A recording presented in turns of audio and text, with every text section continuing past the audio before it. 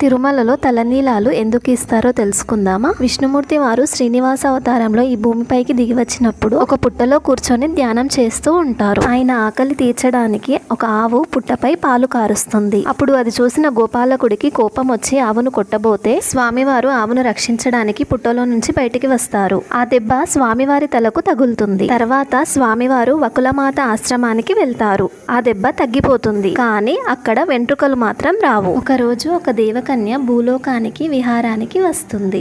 ఆమె పేరు నీలాదేవి. అయితే స్వామివారు తోటలో ఒక రాయిపై నిద్రిస్తూ ఉంటారు. నీలాదేవి స్వామి దగ్గరికి వచ్చి స్వామిని చూసి అబ్బా ఎంత చూడచక్కటి రూపం అని ఆ రూపాన్ని చూసి ఆనందపడతారు. తర్వాత స్వామికి తలలో వెంట్రుకలు లేకపోవడం చూసి బాధపడి తన జుట్టును కొంచెం తీసి స్వామివారికి అతికిస్తారు. స్వామివారు నిద్రలేచి ఆమెను చూసి ఎవరమ్మా మీరు అని అడిగితే ఆమె జరిగిందంతా చెప్తుంది. అప్పుడు స్వామి, నా కోసం నువ్వు ఇంత త్యాగం చేశావు కదా, రాను రాను ఈ ప్రదేశం పవిత్ర పుణ్యక్షేత్రంగా మారుతుంది. ఇక్కడ నువ్వు నీలాద్రి కొండగా వెలుస్తావు. ఈ కొండకు వచ్చిన భక్తులు తలలీలాలు సమర్పిస్తూ ఉంటారు. వాటి శక్తి అంతా నీకు వస్తుంది అని స్వామివారు ఆమెకు వరమిస్తారు. ఓం నమో వెంకటేశాయ. వీడియో మీకు నచ్చినట్లయితే ప్లీజ్ మా ఛానల్ సబ్స్క్రైబ్ చేయండి.